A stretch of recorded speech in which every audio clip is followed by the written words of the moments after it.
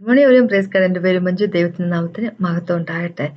സമാധാനത്തിൻ്റെ പ്രഭുവാണ് നമ്മുടെ Jesus Christ, നമ്മുടെ സൃഷ്ടാവായ ദൈവം അല്ലെ. ഹോളി സ്പിരിറ്റ് ഗോഡ് എവിടെയുണ്ടോ അവിടെ സമാധാനമുണ്ട് അല്ലെ. എത്രമാത്രം വഴക്കുണ്ടായാലും പടക്കമുണ്ടായാലും എത്രമാത്രം പ്രശ്നങ്ങൾ ഉണ്ടാക്കിയിരുന്ന വ്യക്തികളാണെങ്കിൽ പോലും യേശുവിൻ്റെ ഒരു ടച്ച് കിട്ടി കഴിയുമ്പോൾ, ഹോളി സ്പിരിറ്റ് ഗോഡ് കൊണ്ട് നിറഞ്ഞു കഴിയുമ്പോൾ ആ വ്യക്തികളുടെ സ്വഭാവം അമ്പാടെ മാറുന്നു അല്ലെ. കാരണം എന്താണെന്ന് വെച്ചാൽ അതാണ് ഹോളി സ്പിരിറ്റ് ഗോഡ്, അതാണ് യേശു ക്രിസ്തു അല്ലെ. സമാധാനം എന്ന് പറഞ്ഞാൽ ദൈവത്തിൽ നിന്ന് ഉള്ളതാണ് അല്ലെ.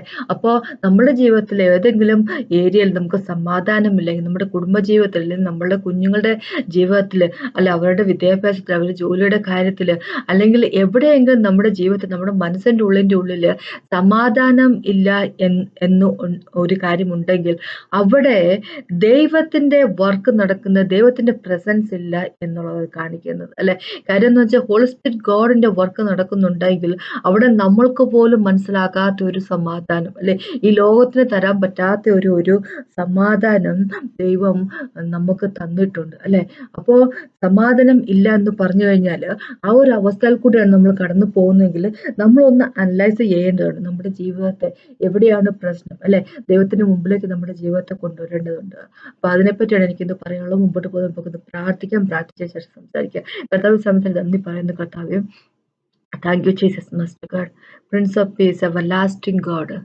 Lord God Almighty, we praise you and worship you, mighty. അങ്ങനെ പോലെ ഒരു ദൈവമില്ല കർത്താവ്, അങ്ങയുടെ സ്നേഹം പോലത്തെ സ്നേഹമില്ല കർത്താവ്.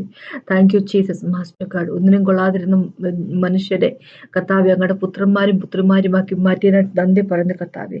ഞങ്ങളെ സമാധാനം കൊണ്ട് നിറച്ചതിന് നന്ദി പറയുന്ന കർത്താവ്. ലോകം രണ്ട് തരത്തിലുള്ള സമാധാനമല്ല, അങ്ങിൽ നിന്നുള്ള സമാധാനം കൊണ്ട് നിറച്ചതിനായിട്ടും കർത്താവ്. ഒരിക്കൽ പോലും ഞങ്ങളെ അങ്ങ് ഉപേക്ഷിക്കത്തില്ല എന്നുള്ള വചനത്തിനായിട്ട് നന്ദി പറയുന്നു. യേശുവിന്റെ നാമത്തിൽ അമ്മ സംസാരിക്കണം. അപേക്ഷ ഹോളി സ്പിരിറ്റ് ഗോഡ് ഞങ്ങളോട് സംസാരിക്കണം. യേശുവിന്റെ നാമത്തിൽ ആമേൻ. നമുക്ക് ഇന്ന് തീത്തോസിലേക്ക് പോകാം. ടൈറ്റസ് അല്ലെ. ടൈറ്റസിന്റെ 1-ാമത്തെ ചാപ്റ്ററിന്റെ 4-ാമത്തെ വാക്ക് ഇങ്ങനെ ഒന്ന് വായിക്കാം. ടൈറ്റസിന്റെ 1-ാമത്തെ ചാപ്റ്റർ 4-ാമത്തെ വാക്ക് ഇങ്ങനെയാണ് പറഞ്ഞിരിക്കുന്നത്. പൊതുവിശ്വാസത്തിൽ നിജപുത്രനായ തീത്തോസിന് എഴുതുന്നത്, പിതാവായ ദൈവത്തിങ്കിൽ നിന്നും നമ്മുടെ രക്ഷിതാവായ യേശുക്രിസ്തുവിൽ നിന്നും നിനക്ക് കൃപയും സമാധാനവും ഉണ്ടാകട്ടെ.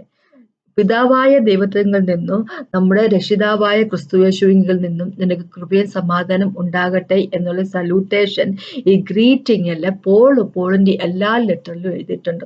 നമുക്ക് അറിയാം, ഹീബ്രൂസ് അല്ലെ, എബ്രായിക്ക് ലേഖനത്തിൽ എഴുതിയിട്ടില്ല. അപ്പൊ അതുകൊണ്ട് തന്നെ ചില ആൾക്കാരൊക്കെ പറയുന്നത് എന്താണെന്ന് വെച്ച് കഴിഞ്ഞാൽ ഇത് പോളിന്റെ ലെറ്റർ അല്ല എന്നൊക്കെ പറയുന്നുണ്ട്. പക്ഷെ നമുക്കതറിയാം, ആ ലെറ്റർ വായിക്കുമ്പോൾ ആരാണ് എഴുതിയത് ആ അദ്ദേഹത്തിന് ഉള്ള ഒരു വലിയ പരിജ്ഞാനം, ലോയിലൊക്കെ ഉള്ള പരിജ്ഞാനം കാണുമ്പോൾ തന്നെ അറിയാം ഇത് പോൾ എഴുതിയത് തന്നെയാണ് അല്ലെ. അപ്പൊ എന്തുകൊണ്ടാണ് അദ്ദേഹം ഈ ഗ്രീറ്റിംഗ് അല്ലെങ്കിൽ സല്യൂട്ടേഷൻ കൊടുത്തില്ല എന്നുള്ള കാര്യം നമുക്ക് അറിഞ്ഞുകൂടാ അല്ലെ. അപ്പൊ ഇത് പൊതുവെ അദ്ദേഹം കൊടുക്കുന്ന ഒരു സല്യൂട്ടേഷൻ. അപ്പൊ തന്നെ നമ്മൾ എന്താന്ന് വെച്ച് കഴിഞ്ഞാല് ഇതിന് വലിയ പ്രാധാന്യമൊന്നും കൊടുക്കത്തില്ല അല്ലെ. ചിലർ ഇതിന് വലിയ പ്രാധാന്യമൊന്നും കൊടുക്കുന്നില്ല. അത് ലെറ്ററിന്റെ ആദ്യം ഉള്ള ഒരു 1-2 വാക്കുകൾ പോള് പറയുന്നു അല്ലെ. സാധാരണ പറയുന്ന പോലെ തന്നെ ഞാൻ യേശുക്രിസ്തുവിന്റെ ബോൺ സെർവന്റ് ആണ് എന്നൊക്കെ പറയുന്ന പോലെ തന്നെ അല്ലെ എഴുതുന്നു എന്ന് മാത്രമാണ് നമ്മൾ ചിലരെങ്കിലും മനസ്സിലാക്കി വെച്ചിരിക്കുന്നു. അപ്പൊ ഇതേപോലെ അല്ലെ, പിതാവിന്റെ പക്കൽ നിന്ന് പിന്നെ യേശുവിൽ നിന്ന് നിങ്ങൾക്ക് സമാധാനവും കൃപയും സമാധാനം ഉണ്ടാകട്ടെ എന്നുള്ളത് എല്ലാ ലെറ്ററിലും എഴുതിയിട്ടുണ്ട് പോള്. അതോടൊപ്പം തന്നെ നമ്മൾ പത്രോസിലേക്ക് വരുമ്പോൾ, 1-ാമത്തെ പത്രോസിലേക്ക് വരുമ്പോൾ 2-ാമത്തെ വാക്കുകൾ അങ്ങനെ, നിങ്ങൾക്ക് കൃപയും സമാധാനം വർദ്ധിക്കുമാറാകട്ടെ, മൾട്ടിപ്ലൈ ചെയ്യട്ടെ നിങ്ങളുടെ കൃപയും സമാധാനം എന്ന് പറഞ്ഞത്. അതുപോലെ തന്നെ 2-ാമത്തെ പത്രോസിലും 1-ാമത്തെ ചാപ്റ്ററിലും അങ്ങനെ തന്നെ എഴുതിയിരിക്കുന്നത് അല്ലെ, നിങ്ങളുടെ കൃപയും സമാധാനം വർദ്ധിക്കുമാർ ആകട്ടെ. അപ്പൊ നമുക്കറിയാം ഇവരെ പറ്റിയെല്ലാം, ഇവര് ഹോളി സ്പിരിറ്റ് ഗോഡിനാൽ നിറഞ്ഞിരുന്ന വ്യക്തികളാണ് അല്ലെ. ഈ വാക്കെന്ന് പറഞ്ഞാൽ വെറും ഒരു കളിവാക്കല്ല, വെറും ഒരു സല്യൂട്ടേഷൻ മാത്രമല്ല. നമ്മളങ്ങനെ വെറുതെ സല്യൂട്ടേഷൻ മാത്രമായിട്ട് എടുക്കരുത് അല്ലെ. അപ്പോ നമുക്കറിയാവുന്ന കാര്യം ഇത് ദൈവം തന്നെ പറഞ്ഞിരിക്കുന്ന കാര്യമാണ്. 2 തിമോത്തിയിൽ 3-ാമത്തെ ചാപ്റ്ററിൽ 16-ാമത്തെ വാക്കില് ഇങ്ങനെയാ പറഞ്ഞിരിക്കുന്നത്, എല്ലാ സ്ക്രിപ്ചറുകളും ദൈവത്തിൽ നിന്നുള്ളതാണ്.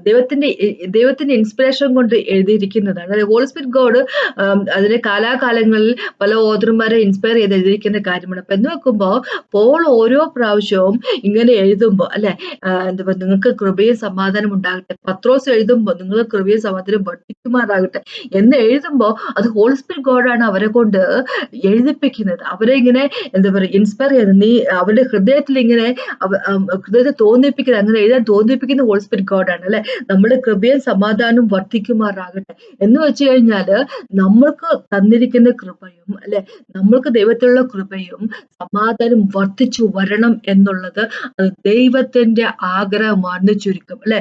നമുക്കറിയാം രണ്ടാമത്തെ തിമോത്തിയിലേക്ക് 2-ാമത്തെ ചാപ്റ്റർ 1-ാമത്തെ വാക്കില് ഇങ്ങനെയാ പറഞ്ഞിരിക്കുന്നത് അല്ലെ, നീ യേശുക്രിസ്തുവിലുള്ള എന്താ പറയുക കൃപയില് അല്ലെ, ഗ്രേസില് സ്ട്രെങ്തൻ ചെയ്യും അല്ലെ, സ്ട്രോങ് ആകുക എന്നാണ് തിമോത്തിയോട് പറഞ്ഞിരിക്കുന്നത്. എന്ന് വെച്ച് കഴിഞ്ഞാല് അതെങ്ങനെ പറ്റുമെന്ന് വെച്ച് കഴിഞ്ഞാല് തന്നെ പൊസിഷൻ ചെയ്യും അല്ലെ, ദൈവത്തിന്റെ കൃപ കിട്ടുന്നതിന് വേണ്ടി തന്നെ പൊസിഷൻ ചെയ്യും, ആ കൃപയിൽ വളരുക അല്ലെ.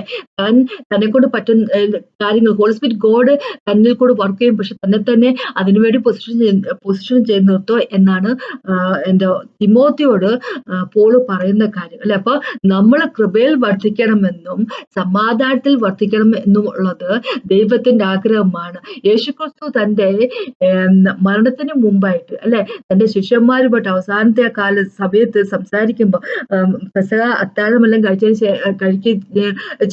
ശേഷം സംസാരിക്കും. അപ്പൊ യോഹന്നാന്റെ 14 വരുമ്പോൾ നമുക്ക് അറിയാൻ പറ്റും അല്ലെ, 17 യേശുക്രിസ്തു പ്രാർത്ഥിക്കുക, നമുക്ക് വേണ്ടി പ്രാർത്ഥിക്കുന്നു, ശിഷ്യന്മാർക്ക് വേണ്ടി പ്രാർത്ഥിക്കുന്നു, തന്നെ ഓർത്ത് പ്രാർത്ഥിക്കുന്നു. അതൊരു പ്രാർത്ഥനയുടെ ചാപ്റ്ററാണ് 17-ാമത്തെ ചാപ്റ്റർ.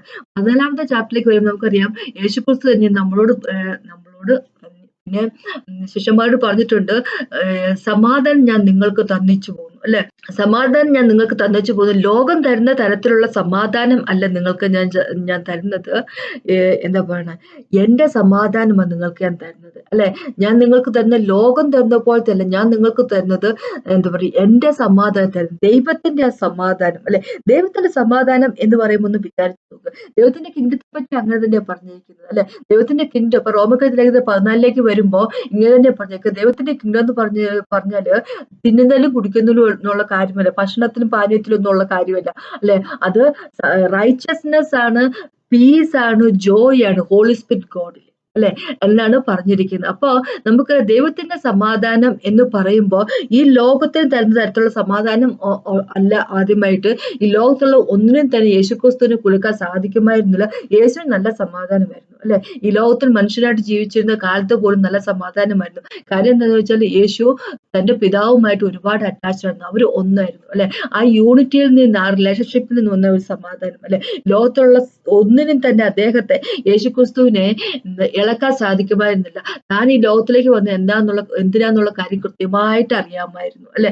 തന്റെ വരവിന്റെ ഉദ്ദേശം എന്താണെന്ന് കൃത്യമായിട്ട് ഉള്ള കാര്യം യേശുവിന് അറിയാമായിരുന്നു. യേശുക്രിസ്തു ലോകത്തിലേക്ക് വരുന്നു തന്റെ പിതാവിനെ പ്രീതിപ്പെടുത്തുന്നതിന് വേണ്ടി, പിതാവിനോടുള്ള ഭയങ്കരമായിട്ടുള്ള സ്നേഹം കാരണം പിതാവ് പറയുന്ന സകല വിധത്തിലുള്ള കാര്യങ്ങളും ചെയ്തുകൊണ്ട് അല്ലെ, കമാൻഡ്മെന്റ്സ് എല്ലാം ഒബേ ചെയ്തുകൊണ്ട് ഒരു ജീവിതം ഈ ലോകത്തിൽ ജീവിച്ചു. അതിന്റെ ഇടയ്ക്ക് മനുഷ്യര് പല രീതിയിൽ യേശുക്രിസ്തുവിന് പ്രശ്നം ഉണ്ടാക്കാൻ ശ്രമിച്ചെങ്കിൽ പോലും അല്ലെ, ഫാരിസീസും സാദുസീസും അന്നത്തെ ജൂത ലീഡർമാരൊക്കെ യേശുവിനെ കൊല്ലാൻ വേണ്ടി എന്താ പറയുന്നത് ശ്രമിച്ചെങ്കിൽ പോലും, പക്ഷെ അതിനൊന്നും തന്റെ ആനന്ദത്തെയോ തന്റെ സമാധാനത്തെയോ മനുഷ്യനോടുള്ള സ്നേഹത്തെയോ എടുത്തു കളയാൻ പറ്റിയില്ല എന്നുള്ള വാസ്തവം. കാര്യം എന്താന്ന് വെച്ച് കഴിഞ്ഞാല് പിതാവുമായിട്ട് അത്രയേറെ അറ്റാച്ച്ഡ് ആയിരുന്നു. അപ്പൊ നമ്മളുടെ സമാധാനവും കൃപയും അല്ലെ, ദൈവത്തിൽ നിന്നുള്ളതാണ് കൃപ, സമാധാനം ദൈവത്തിൽ നിന്നുള്ളതാണ് അല്ലെ. പിതാവിൽ നിന്നുള്ള സമാധാനവും കൃപയും അല്ലെ, തന്റെ പുത്രനായിട്ടുള്ള യേശുക്രിസ്തുവിൽ നിന്നുള്ള സമാധാനം കൃപയും വർദ്ധിച്ചു വരട്ടെ എന്നാണ് പത്രോസ് പറഞ്ഞിരിക്കുന്നത്. അപ്പൊ സമാധാനം കൃപയും നമുക്ക് കിട്ടുന്നത് എന്താ പറയുന്നത് പിതാവിൽ നിന്ന് തന്നെയാണ്. അപ്പൊ അങ്ങനെയാകുമ്പോൾ നമ്മുടെ ജീവിതത്തില്, നമ്മുടെ ഹൃദയത്തിന്റെ ഉള്ളില്, നമ്മുടെ കുഞ്ഞുങ്ങളുടെ ജീവിതത്തിൽ, നമ്മുടെ കുടുംബ ജീവിതത്തിൽ, ഭാര്യയുടെയും ഭർത്താവിന്റെയും ഇടയ്ക്ക് അല്ലെ, ഫാമിലിയില് പ്രശ്നങ്ങളാണെങ്കിൽ, സമാധാനം ഇല്ലാഴിക ആണെങ്കിൽ അവിടെ എന്തോ ഒരു പ്രശ്നം ഉണ്ടെന്ന് ചുരുക്കം അല്ലെ. എന്തോ ഒരു പ്രശ്നം ഉണ്ടെന്ന ചുരുക്കം. കാരണം യേശു ഉണ്ടെങ്കിൽ ഹോളി സ്പിരിറ്റ് ഗോഡ് ഉണ്ടെങ്കിൽ, യേശുവിനെ മാനിക്കുന്ന സ്ഥലത്ത്, യേശുവിനെ സ്നേഹിക്കുന്ന സ്ഥലത്ത് ഈ ഹോളി സ്പിരിറ്റ് ഗോഡ് ഉണ്ട്. യേശുവിനെ സ്നേഹിക്കുന്ന സ്ഥലത്ത് സമാധാനമുണ്ട് അല്ലെ? കാരണം എന്താന്ന് വെച്ചാല് അവൻ സമാധാനത്തിന്റെ വക്താവാണ്, അവൻ സമാധാനത്തിന്റെ പ്രിൻസ് ആണ്. യേശു ഉള്ളിടത്ത് സമാധാനം, ദൈവമാണ്. ദൈവത്തിന്റെ ഒരു ക്വാളിഫിക്കേഷൻ ഉണ്ട്, സമാധാനം എന്നുള്ളത്, അല്ലെ? ജീവൻ വരുന്ന ദൈവത്തിൽ നിന്നാണെങ്കിൽ സമാധാനം വരുന്ന ദൈവത്തിൽ നിന്നാണ്, അല്ലെ? പ്രകാശം വരുന്ന ദൈവത്തിൽ നിന്നാണ്, സ്നേഹമുള്ളത് ദൈവത്തിൽ നിന്നാണ്, അല്ലെ? ഇതെല്ലാം ദൈവത്തിന്റെ ഒരു അട്രിബ്യൂട്ട്സ് ആണ്, അല്ലെ? ദൈവത്തിന്റെ ഒരു ക്വാളിറ്റിയാണ് അത്. അപ്പൊ ദൈവമുണ്ടെങ്കിൽ അവിടെ നമ്മൾ ദൈവത്തിന്റെ ഒപ്പമാണെങ്കിൽ അവിടെ നമുക്ക് സമാധാനം ഉണ്ടായിരിക്കും, അല്ലെ? നമ്മുടെ സാഹചര്യത്തെ കവിഞ്ഞുള്ള ഒരു സമാധാനം നമുക്ക് ഉണ്ടായിരിക്കും. എത്രമാത്രം പ്രശ്നത്തിൽ കൂടെ കടന്നു പോവുകയാണെങ്കിൽ പ്രശ്നങ്ങൾ ഉണ്ടാവും. യേശുക്രിസ്തു തന്നെ പറഞ്ഞിരിക്കുന്ന കാര്യമാണ്, അല്ലെ? പ്രശ്നങ്ങൾ ഉണ്ടാവത്തില്ല എന്ന് യേശു ഒരിക്കൽ പോലും പറഞ്ഞിട്ടില്ല. ഈ ലോകത്ത് യേശു എന്താ പറയാ അതിജീവിച്ചിരിക്കുന്നു എന്നാ പറഞ്ഞിരിക്കുന്നത്, അല്ലെ? എന്ന് വെച്ച് കഴിഞ്ഞാൽ പ്രശ്നങ്ങളെ അതിജീവിച്ച് കഴിഞ്ഞിരിക്കുന്നു. ക്രോസ് ഓഫ് കാൽവരി എല്ലാത്തിനുള്ള പരിഹാരം കണ്ടെത്തിയിരിക്കുന്നു, അല്ലെ? നമ്മൾ വിക്ടോറിയസ് ആക്കി വെച്ചിരിക്കുന്നു, അല്ലെ? നമ്മൾ ജയിച്ചവരാണ്, അല്ലെ? എന്നാ പറഞ്ഞിരിക്കുന്നത്. അപ്പൊ അങ്ങനെയാകുമ്പോഴും ദൈവം പറഞ്ഞൊരു കാര്യമുണ്ട്, പ്രശ്നങ്ങളുണ്ട്, പക്ഷെ അതിനെപ്പറ്റി നമ്മൾ ഓർത്ത് വറി ചെയ്യേണ്ട എന്നാ പറഞ്ഞിരിക്കുന്നത്. നീ ഒന്നിനെ പറ്റി ഓർത്ത് വറി ചെയ്യേണ്ട എന്നാ പറഞ്ഞിരിക്കുന്നത്. അപ്പൊ നമ്മുടെ ജീവിതത്തില് നമുക്ക് പ്രശ്നങ്ങൾ, അല്ലെ? നമ്മൾക്ക് പ്രശ്നങ്ങളുടെ നടുക്കും നമുക്ക് ഒരു സമാധാനം കണ്ടെത്താൻ സാധിക്കുന്നില്ലെങ്കിൽ, ഒരു ചെറിയ പ്രശ്നങ്ങൾ വരുമ്പോഴും ആണെങ്കിൽ പോലും നമുക്ക് സമാധാനം കണ്ടെത്താൻ സാധിക്കുന്നില്ലെങ്കിൽ, നമ്മുടെ മനസ്സിന്റെ ഉള്ളിൽ എവിടെയോ നമുക്ക് സമാധാനം ഇല്ലായിരിക്കുകയാണ്. എല്ലാ കാര്യങ്ങളും പെർഫെക്റ്റ് ആയിട്ട് പോകുമ്പോഴും പിന്നെയും വളരെയധികം ചിന്തകളാണ് വരുന്നതെങ്കിൽ അത് കാണിക്കുന്നത് എവിടെയോ ഒരു പ്രശ്നമുണ്ട് എന്നാ കാണിക്കുന്നത്, അല്ലെ? എവിടെ ഒരു പ്രശ്നമുണ്ടെന്ന് കാണിക്കുക. ദൈവത്തിന്റെ ഹിതമല്ല സമാധാനം ഇല്ലാതിരിക്കുക. അല്ല, നമ്മൾ എന്തുകൊണ്ടാണ് അങ്ങനെ എനിക്കൊരു സമാധാനമില്ലാത്ത, എന്തുകൊണ്ടാണ് എന്റെ ജീവിതത്തിന് ഈ ഒരു സമാധാനം ഇല്ലാതിരിക്കുന്നത്? എല്ലാം നന്നായിട്ട് പോകുമ്പോ പോലും, അല്ലെ? പക്ഷെ എന്തുകൊണ്ടാണ് എനിക്ക് സമാധാനം ഇല്ലാത്ത? എനിക്ക് വീട്ടിൽ വലിയ പ്രശ്നങ്ങളൊന്നുമില്ല, എന്റെ കുഞ്ഞുങ്ങൾക്കും വലിയ പ്രശ്നങ്ങളൊന്നുമില്ല, എല്ലാം ദൈവത്തിന്റെ കൃപയാൽ നേരെ ചൊവ്വേ പോകുന്നുണ്ട്. പക്ഷെ എന്നിട്ടും കൂടെ എന്റെ മനസ്സിന്റെ ഉള്ളിൽ ഒരു സമാധാനം ഇല്ലാഴികയുണ്ട്, അല്ലെ? അങ്ങനെ ഒരു അവസ്ഥയിൽ കൂടെ കടന്നു പോവുകയാണെങ്കിൽ അവിടെ എന്തോ ദൈവത്തിന്റെ ഹിതമല്ലാത്ത ഒരു കാര്യമുണ്ട് എന്നാണ് ചുരുക്കം, അല്ലെ? എന്ന് വെച്ചാൽ ഞാൻ പറയാൻ ഉദ്ദേശിച്ചത് ദൈവം നമ്മളെ പണിഷ് ചെയ്യുന്ന ദൈവം എന്നല്ല പറയാൻ ഉദ്ദേശിച്ചത്, അല്ലെ? ഞാൻ എന്താ പറയാൻ ഉദ്ദേശിച്ചെന്ന് വെച്ച് കഴിഞ്ഞാല് സമാധാനം ഇല്ലാഴിക എന്നുള്ള ദൈവത്തിന്റെ ഹിതമല്ല എന്ന് പറയാൻ ഉദ്ദേശിച്ചത്. സമാധാനം മനുഷ്യർക്ക് ഉണ്ടാകുക, കൃപയിൽ നമ്മൾ വളരുക എന്നതാണ് ദൈവത്തിന്റെ ഹിതം, അല്ലെ? അപ്പൊ അത് നടക്കുന്നില്ല. നമ്മൾ ദൈവത്തിന്റെ കൃപയിൽ, ദൈവത്തിന്റെ ഗ്രേസിൽ നമ്മൾ വളരുന്നില്ലെങ്കിൽ, നമ്മുടെ ജീവിതത്തിൽ സമാധാനം ഇല്ല എങ്കിൽ അത് കാണിക്കുന്നത് എന്തോ എന്താ പറയുക, ദൈവത്തിന്റെ അതൊരു ദൈവത്തിന്റെ ഹിതമല്ലത്. ആ ഒരു അവസ്ഥ ദൈവത്തിന്റെ ഹിതമല്ല. അപ്പൊ അവിടെ എന്തോ ഒരു പ്രശ്നമുണ്ട് എന്ന് ചുരുക്കം, അല്ലെ? അപ്പൊ നമ്മള് എന്തുകൊണ്ടാണ് പ്രശ്നം ഉണ്ടാകുന്നത് എന്ന് നമ്മളൊരു എന്താ പറയാ, നമ്മളൊന്ന് പരിശോധിക്കേണ്ടതുണ്ട്. നമ്മുടെ ഹൃദയത്തിലേക്ക് നമ്മളൊന്ന് പരിശോധിക്കേണ്ടതുണ്ട്. അപ്പൊ നമുക്കറിയാം 91ാമത്തെ സങ്കീർത്തനത്തിലേക്ക് പോകുമ്പോൾ 91ാമത്തെ സങ്കീർത്തനം നമ്മള് എല്ലാവർക്കും തന്നെ ബൈഹാർട്ടായിട്ട് അറിയാവുന്ന ഒരു കാര്യമില്ല. അത്യുന്നതന്റെ മറവിൽ വസിക്കുകയും സർവശക്തിയുടെ നിഴൽ കീഴിൽ പാർക്കുകയും ചെയ്യുന്നവർ യഹോവയെക്കുറിച്ച് അവന്റെ സങ്കേതവും കോട്ടയും ഞാൻ ആശ്രയിക്കുന്ന എന്റെ ദൈവം എന്ന് പറയും, അല്ലെ? അപ്പൊ ഈ സങ്കീർത്തനം എഴുതി വച്ചിരിക്കുന്നത് ആർക്ക് വേണ്ടിയാന്ന് വെച്ച് കഴിഞ്ഞാൽ അത്യുന്നതന്റെ മറവിൽ വസിക്കുകയും സർവശക്തിന്റെ നിഴൽ കീഴിൽ പാർക്കുകയും ചെയ്യുന്ന വ്യക്തികൾക്ക് എഴുതി വെച്ചിരിക്കുന്ന കാര്യമാണ്. ഇതെല്ലാവർക്കും ഉള്ളതല്ല എന്ന് വെച്ചു കഴിഞ്ഞാല് ആരോടും ദൈവം ഒരു പക്ഷേഭേദം കാണിക്കുന്നില്ല. അത്യുന്നതന്റെ മറവിൽ വസിക്കുക എന്നുള്ളത് നമ്മൾ എടുക്കുന്ന തീരുമാനമാണ്, അല്ലെ? ഞാൻ ദൈവത്തിന്റെ ഒപ്പം ആയിരിക്കണമോ എന്നുള്ളത്, ഞാൻ ദൈവത്തിന്റെ ചിറകിൻ കീഴിൽ വസിക്കണമോ എന്നുള്ളത് അത് ഞാൻ എടുക്കുന്ന തീരുമാനമാണ്. എന്റെ തീരുമാനം അനുസരിച്ചിരിക്കും ഇതിൽ ഈ പറഞ്ഞിരിക്കുന്ന ഈ സങ്കീർത്തനം 91 പറഞ്ഞിരിക്കുന്ന അനുഗ്രഹങ്ങളൊക്കെ എന്റെ ജീവിതത്തിൽ വരുന്നത്. ഞാൻ അത്യുന്നതന്റെ മറവിൽ വസിക്കാൻ താല്പര്യപ്പെടാത്ത വ്യക്തിയാണെങ്കിൽ ഞാൻ വെറുതെ ഇടയ്ക്കിടയ്ക്ക് ഇങ്ങനെ പോവുകയും വരികയും, അല്ലെ? ഇടയ്ക്കിടയ്ക്ക് അത്യുന്നതനെ ഞാൻ വിസിറ്റ് ചെയ്യുകയും പിന്നെ എനിക്ക് ഇഷ്ടം പോലെ നിൽക്കുകയും ചെയ്യുന്ന വ്യക്തികൾക്ക് പറഞ്ഞിരിക്കുന്ന ഒരു സങ്കീർത്തനമല്ല ഇത്. പിന്നെ ഒരു കാര്യം പറയട്ടെ സങ്കീർത്തനത്തെ പറ്റി. ഇതിന്റെ അകത്ത് പറഞ്ഞിരിക്കുന്നത് എന്താന്ന് വെച്ച് കഴിഞ്ഞാൽ അത്യുന്നതന്റെ മറവിൽ വസിക്കുന്ന വ്യക്തികൾക്ക് എതിരായിട്ട് പിശാചിന് ഒന്നും ചെയ്യാൻ സാധിക്കത്തില്ല എന്നുള്ളതിനെ പറ്റിയാണ് പറഞ്ഞിരിക്കുന്നത്, അല്ലെ? 10,000 എന്റെ വലം ഭാഗത്തും 1000 എന്റെ സൈഡിലും വീഴും എന്ന് പറഞ്ഞിരിക്കുന്ന പിശാചിനെ പറ്റിയാ, പിശാചിന്റെ എന്താ പറയുക പടയെ പറ്റിയാ പറഞ്ഞിരിക്കുന്നത്, അല്ലെ? അവന്റെ എന്താ പറയാ സ്നേഹത്തിൽ നമ്മള് അവൻ പിശാച് കൊണ്ടുവരുന്ന ഓരോ ട്രാപ്പിലും നമ്മളെ അകപ്പെടാൻ നമ്മുടെ ദൈവം സമ്മതിക്കുന്നത് നമ്മളെ അതിൽ നിന്നെല്ലാം ഡെലിവറി ചെയ്യും എന്ന് പറഞ്ഞിരിക്കുന്നു, അല്ലെ? അവന്റെ ചിറകും കൊണ്ട്, യേശുവിന്റെ ചിറകിൽ നമ്മൾ നിർത്തുമെന്നും അവന്റെ സത്യം, ട്രൂത്ത് നമ്മുടെ പരിചയമായിരിക്കും എന്നെല്ലാം കാര്യങ്ങളെല്ലാം പറഞ്ഞിരിക്കുന്ന ആൾക്കാര് ആരെപ്പറ്റിയാ പറഞ്ഞിരിക്കുക വെച്ചാൽ അത്യുന്നതന്റെ മറവിൽ വസിക്കുന്ന വ്യക്തികളെ പറ്റിയാണ് പറഞ്ഞിരിക്കുന്നത്, അല്ലെ? അപ്പൊ ഇവിടെ അഞ്ചാമത്തെ വാക്കില് സങ്കീർത്തനത്തിന്റെ 91:5 ഇങ്ങനെ പറഞ്ഞു, രാത്രിയിൽ ഭയത്തെയും പകൽ പറക്കുന്ന അസ്ത്രത്തെയും ഇരുട്ടിൽ 6 തൊട്ട് വായിക്കുവാണ്, ഇരുട്ടിൽ സഞ്ചരിക്കുന്ന മഹാമാരികളെയും ഉച്ചയ്ക്ക് നശിപ്പിക്കുന്ന സംഹാരത്തെയും നിനക്ക് പേടിപ്പാനില്ല എന്ന് വെച്ചു കഴിഞ്ഞാല് നമ്മളുടെ ജീവിതത്തിന്റെ സമാധാനം എടുത്ത് കളയുന്നതിന് വേണ്ടി നടക്കുന്ന ഒരുത്തനുണ്ട്, പിശാച്, അല്ലെ? അവന്റെ പേരാണ് പിശാച് എന്നുള്ള കാര്യം നമ്മൾ മറക്കാതിരിക്കുക. രാത്രിയിൽ എന്താ പറയുന്നത്, രാത്രിയിലെ ഭയത്തെയും പകൽ പറക്കുന്ന അസ്ത്രത്തെയും ഒന്നും നമുക്ക് പേടിക്കേണ്ട കാര്യമില്ല. അപ്പൊ പകൽ അസ്ത്രങ്ങൾ പറന്നുകൊണ്ടിരിക്കുന്നു. അസ്ത്രങ്ങൾ എന്ന് പറയുമ്പോൾ നമ്മുടെ മനസ്സിലേക്ക് പിശാച് എഴുതുകൊണ്ടിരിക്കുന്ന അമ്പുകളെ പറ്റിയാണ് പറഞ്ഞിരിക്കുന്നത്. എഫേസ്യർക്കെഴുതിയ ലേഖനത്തിന്റെ 6-ാമത്തെ ചാപ്റ്ററിൽ അങ്ങനെ തന്നെ പറഞ്ഞിട്ടുണ്ട്. വിശ്വാസം, അല്ലെ? വിശ്വാസം പരിചയമായിട്ട് ഉപയോഗിക്കണം എന്ന് ദൈവം പറഞ്ഞിട്ടുണ്ട്. അപ്പൊ അങ്ങനെയാകുമ്പോൾ ഇവിടെ ദൈവം പറഞ്ഞു ഞാൻ ഉദ്ദേശിക്കുന്നത് എന്താന്ന് വെച്ച് കഴിഞ്ഞാല് അത്യുന്നതന്റെ മറവിൽ വസിക്കുന്ന വ്യക്തികൾക്ക് ഈ കണ്ട പ്രശ്നങ്ങളൊന്നും എന്താ പറയാ പേടിക്കേണ്ട കാര്യമില്ലല്ലേ. വേട്ടക്കാരന്റെ കെണിയിൽ നിന്ന് നാശകരമായ മഹാമാരിയിൽ നിന്ന് വിടുവിക്കും, അല്ലെ?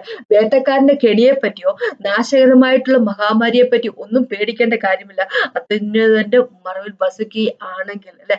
അങ്ങനെ വസിക്കുന്ന വ്യക്തികൾക്ക് എന്താ പറയാ അതോറിറ്റിയും കൊടുത്തിട്ടുണ്ട് പിശാചിന്റെ തലയെ ചവിട്ടി പൊളിക്കാനുള്ള. കോബ്രേനെയും പിന്നെ സർപ്പം തന്നെ കോബ്രയില, പിന്നെ ലയൺസ്, അല്ലെ? സിംഹത്തിന്റെയും ബാലസിംഹത്തിന്റെയും ഒക്കെ പെരുമ്പാവിനെയൊക്കെ ചവിട്ടി മെതിക്കാനുള്ള അവകാശം ദൈവം കൊടുക്കുക തന്നെ ചെയ്യും, അല്ലെ?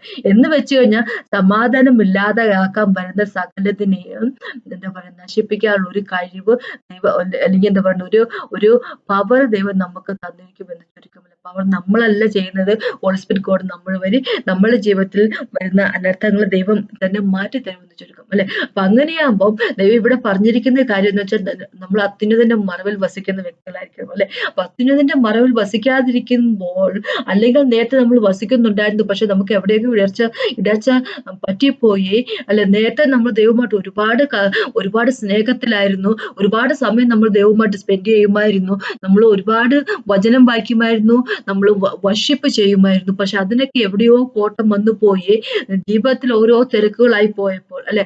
ജീവിതത്തിന് ജോലിയുടേതായിട്ടുള്ള തിരക്കുകൾ, കുഞ്ഞുങ്ങൾ വളർന്നു വരുന്ന അതുങ്ങളുടെ പുറകെ ഓടി നടക്കുന്നതിന്റെ തിരക്കുകൾ, അല്ലെ? വീട്ടിലെ പ്രാരാബ്ദങ്ങളുടെ തിരക്കുകൾ, അങ്ങനെ ഓരോ തിരക്കുകളുടെ ഇടയിൽപ്പെട്ട് എവിടെയോ വെച്ച് യേശുവുമായിട്ടുള്ള ഒരു കണക്ഷൻ, സ്നേഹബന്ധത്തിന്, അല്ലെ?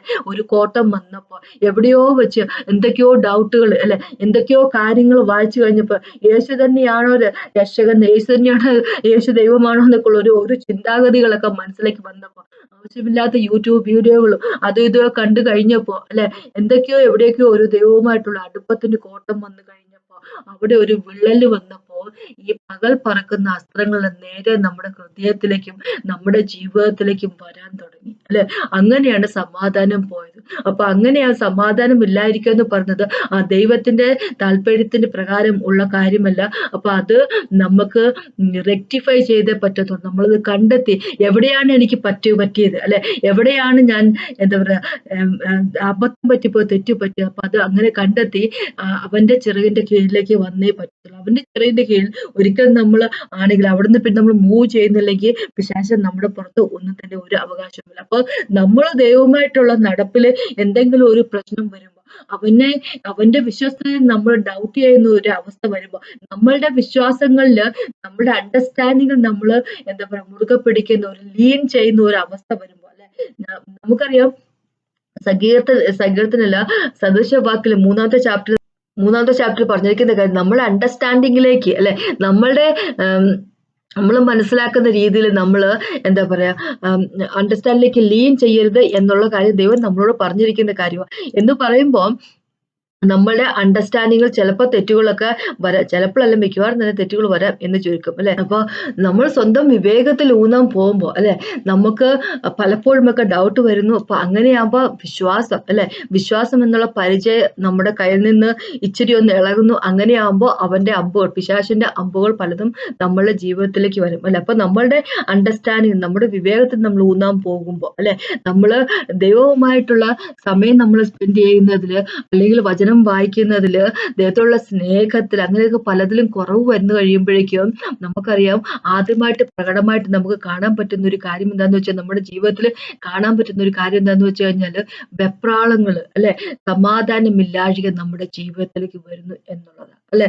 നമ്മളുടെ ശരീരത്തിനൊക്കെ അസുഖങ്ങൾ വരുമ്പോ സമയത്തും, അല്ലെ, നമുക്ക് സമാധാനം ഇല്ലാഴിക വരും. അപ്പൊ അവിടെ നമ്മള് എന്താ പറയുക, ദൈവത്തിന്റെ ആ ഹീലിംഗ് പവറിനെ പറ്റി നമ്മൾ അണ്ടർസ്റ്റാൻഡിങ് ഇല്ലാതെ, നമ്മള് അവരിൽ നമ്മൾ വിശ്വാസം അർപ്പിക്കാതിരിക്കുന്ന സമയത്ത്, അല്ലെ, ദൈവത്തിനോടുള്ള വിശ്വാസം, ദൈവത്തിനോട് ആ സ്നേഹം കുറഞ്ഞു പോകുമ്പോൾ നമുക്ക് സമാധാനം ഇല്ലാതെ വരുന്നുണ്ട്, അല്ലെ. നമുക്കറിയാം. പിന്നെ വേറൊരു കാര്യം എന്താന്ന് വെച്ച് കഴിഞ്ഞാല്, നേരത്തെ പറഞ്ഞ പോലെ എന്താ പറയുക, സങ്കീർത്തനം 91 പറഞ്ഞ പോലെ, എന്താ പറയുക, നമ്മുടെ ഹൃദയത്തിലേക്ക് പിശാച് ഓരോ ഒളിയമ്പുമായിട്ട് എപ്പോഴും വന്നുകൊണ്ടിരിക്കും, അല്ലെ.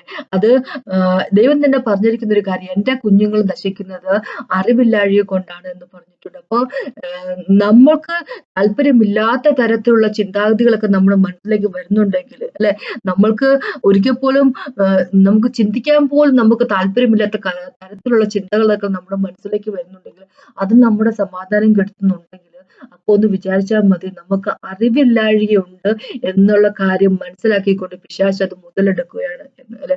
എന്ന് വെച്ച് കഴിഞ്ഞാല്, ഇതൊന്നും എന്നിൽ നിന്നുള്ളതല്ലെന്നും, എന്റെ ദൈവം എന്നോട് എനിക്ക് പുറത്തു തന്നിട്ടുള്ള കാര്യങ്ങളാണെന്നും, അല്ലെ, എന്റെ ദൈവം എന്നോട് ക്ഷമിക്കും എന്നുള്ളത്, ദൈവത്തിന്റെ സ്നേഹം, നമ്മളോടുള്ള സ്നേഹത്തെ പറ്റി നമുക്ക് അറിവ് കുറയുമ്പോൾ, അല്ലെ, അപ്പൊ പലതും പിശാച് നമ്മുടെ ജീവിതത്തിലേക്ക് കൊണ്ടുവന്ന് ഇടുക തന്നെ ചെയ്യും, അല്ലെ.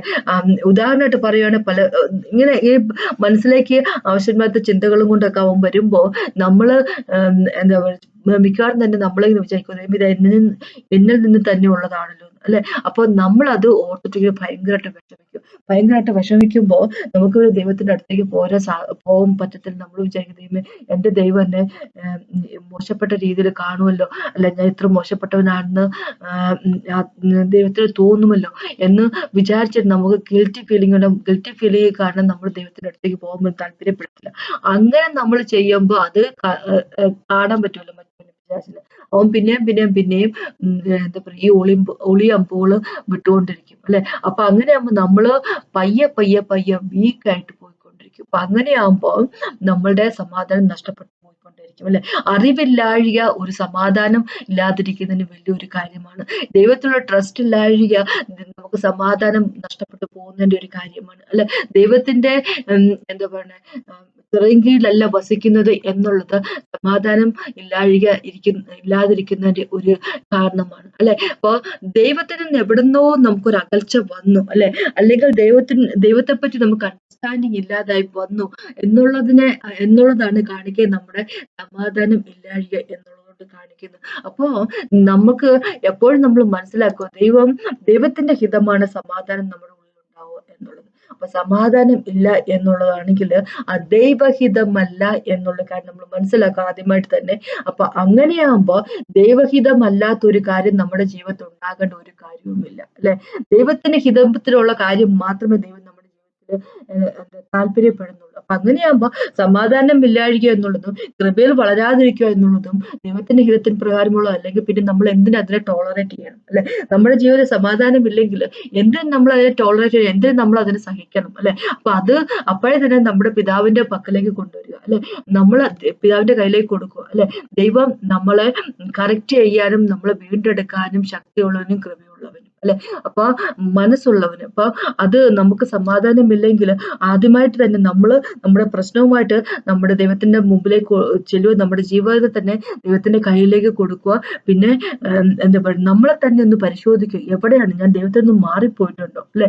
ദൈവത്തിന്റെ വചനം മനസ്സിലാക്കുന്നതിന് ഞാൻ തെറ്റുപറ്റിയിട്ടുണ്ടോ, അല്ലെ. ഞാൻ മനസ്സിലാക്കുന്നത് ശരിയായിട്ടല്ലേ. നമ്മളുടെ ഏതെങ്കിലും സിറ്റുവേഷനിൽ, സാഹചര്യത്തിൽ എനിക്കൊരു ഡിസിഷൻ എടുക്കുമ്പോൾ ആ ഡിസിഷൻ എടുക്കുന്നത് എന്ത് ഡിസിഷൻ എടുക്കണം എന്നുള്ളതിനെ പറ്റി, ദൈവത്തിന്റെ എന്താ പറയുക, പദ്ധതിയെ പറ്റി എനിക്ക് അറിവ് കുറവുണ്ടായിട്ടുണ്ടോ, അല്ലെ, എനിക്ക് ക്ലാരിറ്റി കുറവാണോ, അല്ലെ, അങ്ങനെയുള്ള പല കാര്യങ്ങളും ക്ലാരിറ്റി ഇല്ലാതിരിക്കുക, എന്താ പറയുക, നമുക്ക് ഓരോ സബ്ജക്റ്റിൽ അറിവില്ലാതിരിക്കുക, ദൈവത്തെ സ്നേഹത്തെ പറ്റി നമുക്ക് പൂർണ്ണമായിട്ടുള്ള അറിവില്ലാതിരിക്കുക, അല്ലെ, ദൈവത്തെ നമുക്ക് വിശ്വസിക്കാൻ പറ്റാതിരിക്കുക, ദൈവത്തിന്റെ ചെറുകൾ കീഴിൽ നിന്ന് നമ്മൾ പല കാരണം കൊണ്ട്, അല്ലെ, ചിലപ്പോൾ നമ്മള് ബൈബിൾ വായനയൊക്കെ ചുമ്മാ നിർത്തിയതായിരിക്കും, ചിലപ്പോൾ നമുക്ക് വളരെ തിരക്കുകൊണ്ടായിരിക്കാം നമ്മൾ നിർത്തിയിരിക്കും, ചിലപ്പോൾ നമ്മൾ എന്താ പറയുക കുറേ TV ഒക്കെ കണ്ട് കുറേ യൂട്യൂബ് ഒക്കെ കണ്ട് നമ്മൾ നിർത്തിയതായിരിക്കും, അല്ലെ, പല രീതികൾ. ചിലപ്പോൾ കുഞ്ഞുങ്ങൾക്കൊക്കെ വയ്യാതിരിക്കുന്ന സമയത്ത് നമ്മൾ ബൈബിൾ വായനയൊക്കെ നമ്മൾ കുറച്ച് ദിവസത്തേക്ക് നമ്മൾ നിർത്തി പോയിരിക്കാം, അല്ലെ, പിന്നെ അതങ്ങ് ഒരു കുറച്ച് ദിവസത്തേക്ക് നിർത്തിപ്പോയെന്ന് പറഞ്ഞൊരു പ്രശ്നമല്ല, പക്ഷേ നമ്മൾ തിരിച്ചു വരാതെ പിന്നെ അത് അങ്ങോട്ട് കണ്ടിന്യൂ ചെയ്യുവാണെങ്കിൽ, അല്ലെ, പിന്നെ വായന അങ്ങ് നിർത്തുവാണെങ്കിൽ, അല്ലെ, നമുക്കിപ്പോൾ 1-2 ദിവസമൊക്കെ നമുക്ക് ബൈബിൾ വായിക്കാൻ പറ്റില്ല, പ്രശ്നങ്ങളായിരുന്നു എന്ന് വെച്ച് കഴിഞ്ഞാൽ കുഞ്ഞുങ്ങൾക്ക് വല്ല അസുഖങ്ങളൊക്കെ ആയിട്ട് കടന്നു. അപ്പം എന്തെങ്കിലുമൊക്കെ കൊണ്ട് നമുക്ക് ബൈബിൾ വായിക്കാൻ പറ്റാതെ വരുന്ന സാഹചര്യം ഉണ്ടെങ്കിൽ നമ്മൾ അങ്ങനെ എന്ത് സാഹചര്യത്തിലാണെങ്കിലും നമ്മൾ ബൈബിൾ വായിക്കുക, പ്രാർത്ഥിക്കുക, അല്ലെ, അതെല്ലാം നമ്മൾ ചെയ്തുകൊണ്ടിരിക്കുക, വർഷിപ്പ് ചെയ്യുക, അതെല്ലാം വളരെ മസ്റ്റാണ്, അല്ലെ. ദൈവത്തിന്റെ വചനത്തെ പറ്റി പറയുന്നത്, യേശുവിനെ പറ്റി പറയുന്നത് ഇങ്ങനെയല്ലേ, യേശു മന്നയാണ്, അല്ലെ, സ്വർഗത്തിൽ നിന്നുള്ള മന്നയാണ്, അവൻ നമ്മളുടെ ഡ്രിങ്ക് ആണ്, എന്ന് വെച്ചാൽ നമുക്ക് കുടിക്കാനുള്ള വെള്ളമാണ്, അല്ലെ, ജീവന്റെ എന്താ പറയാ ജലമാണ് അവൻ. എന്ന് വെച്ച് കഴിഞ്ഞാല് യേശു ഇല്ലെങ്കിൽ, യേശുവിന്റെ വചനം നമുക്ക് കിട്ടുന്നില്ലെങ്കിൽ നമ്മൾ ജീവിക്കത്തില്ല, അല്ലെ. മന്ന എന്ന് പറഞ്ഞാൽ ഭക്ഷണമാണ്. മരുഭൂമിയിൽ വെച്ച് ഇസ്രായേൽ മക്കൾക്ക് ദൈവം കൊടുത്താണ്, ഭക്ഷിക്കാൻ കൊടുത്താണ്. അപ്പൊ യേശു മന്നയാണ്, യേശുവിനെ കിട്ടിയാൽ നമുക്ക് ജീവിക്കാൻ പറ്റത്തില്ല, അല്ലെ. അപ്പൊ നമ്മൾ എന്നും വായിക്കുക, എന്നും വചനം വായിക്കുക, എന്നും മെഡിറ്റേറ്റ് ചെയ്ത്, എന്നും വർഷിപ്പ് ചെയ്യുക. പക്ഷെ എന്തെങ്കിലും സാഹചര്യത്തിൽ നമുക്ക് ചെയ്യാൻ സാധിച്ചില്ലെങ്കിൽ, അല്ലെ, അടുത്ത നിമിഷം തന്നെ നമ്മൾ തിരിച്ചു വരിക, തിരിച്ചു വന്നിട്ട് നമ്മൾ വചനം വായിക്കുക, അല്ലെ, തിരിച്ചു വന്ന് നമ്മൾ പ്രാർത്ഥിക്കുക, അല്ലെ, അന്യഭാഷയെ പ്രാർത്ഥിക്കുക. നമുക്കിപ്പോ എന്തൊക്കെ സാഹചര്യം എന്ന് പറഞ്ഞാൽ നമുക്ക് ഇരുന്ന് വായിക്കാൻ സമയം കിട്ടുന്നില്ലെന്ന് പറഞ്ഞാൽ നമുക്ക് അന്യഭാഷ സംസാരിക്കാമല്ലോ, അതിന് പ്രത്യേകിച്ച് ബുദ്ധിമുട്ടൊന്നുമില്ല. അങ്ങനെ പ്രാർത്ഥിക്കുക. ഇനിയും വായിക്കാൻ പറ്റില്ല, തിരിച്ചു വരിക, അത് ഉടനെ തന്നെ നികത്തുക, അല്ലെ. എന്ന് വെച്ച് കഴിഞ്ഞാല് വായിക്കുന്നില്ല എന്നുള്ളൊരു അവസ്ഥയാണ്, പിന്നെ വായിക്കുന്നില്ല എന്നുള്ള ആ ഒരു രീതിയിൽ പിന്നെ അതങ്ങോട്ട് കണ്ടിന്യൂ ചെയ്ത് പോകരുത്, ആ ഒരു വഴി അങ്ങ് പോകരുത്, അല്ലെ. തിരിച്ച് ദൈവത്തിലേക്ക് വരിക എന്നാ പറയുന്നത്. അപ്പൊ ആ ഒരു വഴിയെ പിന്നെ വചനം വായനയിൽ ഒന്നുമില്ല, പിന്നെ അതിന് ആ സമയം കൂടെ വചനം വായിച്ചുകൊണ്ടിരുന്ന സമയം പിന്നെ വേറെ എന്തിനൊക്കെ ഉപയോഗിക്കുന്നു, ആ ഒരു അവസ്ഥയിലേക്കാണ് പോകുന്നതെങ്കിൽ അത് നാശത്തിലേക്ക് നടന്നു പോകുന്നത്, അല്ലെ. അത് സമാധാനമില്ലാഴികയിലേക്ക് നടന്നു പോകുന്നത്, അല്ലെ. അപ്പൊ അങ്ങനെ ആകരുത് എന്നാ ദൈവം പറയുന്നത്. അപ്പൊ നമ്മൾക്ക് എവിടെയോ ഒരു കോട്ടം വന്നു, എവിടെയോ ഒരു പ്രശ്നം വന്നു എന്നുള്ളതാണ് കാണിക്കുന്നത്, നമ്മുടെ ജീവിതത്തിൽ സമാധാനം ഇല്ല എന്നുള്ളത് കാണിക്കുന്നത്, അല്ലെ. അപ്പൊ അത് നമ്മൾ റെക്ടിഫൈ ചെയ്ത് നമ്മളൊരു അതിനൊരു പരിഹാരം ഉണ്ടാക്കുക, എന്നിട്ട് പരിഹാരം ഉണ്ടാക്കി തിരിച്ച് ജീവിതത്തിലേക്ക് വരിക, അല്ലെ. ഹോളി സ്പിരിറ്റ് ഗോഡിന്റെ കൃപയോടുകൂടി, ഹോളി സ്പിരിറ്റ് ഗോഡിന്റെ ഹെൽപ്പോടുകൂടി നമ്മുടെ ഹൃദയത്തെ തന്നെ നമ്മളൊന്ന് പരിശോധിക്കുക. ആദ്യമായിട്ട് അതാണ് ചെയ്യേണ്ടത്, അല്ലെ. അപ്പൊ അതിന് പരിഹാരം ദൈവത്തോട് ക്ഷമ ചോദിച്ചോട് തിരിച്ച് ദൈവത്തിലേക്ക് തിരിച്ചു വരിക, അതാണ് ചെയ്യേണ്ടത്. അപ്പൊ അതിനെപ്പറ്റി എനിക്ക് പറയാനുള്ളത്. നമുക്കൊന്ന് പ്രാർത്ഥിച്ചുകൊണ്ട് കർത്താവേ, സമയത്ത് നന്ദി പറയുന്നു കർത്താവേ. Thank you Jesus. Praise and worship you my father God. എവിടെയെങ്കിലൊക്കെ പ്രശ്നങ്ങൾ പറ്റിപ്പോയിട്ടുണ്ടെങ്കിൽ കർത്താവ്, അബദ്ധങ്ങൾ പറ്റിപ്പോയിട്ട് പാപങ്ങൾ ഞങ്ങൾ ചെയ്തിട്ടുണ്ടെങ്കിൽ കർത്താവ് ലോർഡ്, അങ്ങനെ നിന്ന് ഏതെങ്കിലുമൊക്കെ രീതിയിൽ അകന്നു പോയിട്ടുണ്ടെങ്കിൽ കർത്താവ് ലോർഡ് ഫാദർ ഗോഡ്, ക്ഷമിക്കണം എന്ന് അപേക്ഷിക്കുക, തിരിച്ചു വരാനുള്ള കൃപ തരണം അപേക്ഷിക്കുന്നു. എന്നെ കേട്ടുകൊണ്ടിരിക്കുന്ന ഓരോ വ്യക്തികളോട് പ്രാർത്ഥിക്കുന്നവർ ജീവിതത്തിന്റെ കൂട്ടാളിയായിട്ട് അങ്ങ് ഉണ്ട് എന്നുള്ളതിനായിട്ട് നന്ദി പറയുന്ന കർത്താവ്, ഞങ്ങൾ ഒരിക്കൽ പോലും ഉപേക്ഷിക്കത്തില്ല എന്നുള്ളതിനായിട്ട് നന്ദി പറഞ്ഞു. ആമേൻ. എന്നെ കേട്ട നന്ദി, ദൈവത്തിന് മഹത്വം ഉണ്ടാകട്ടെ.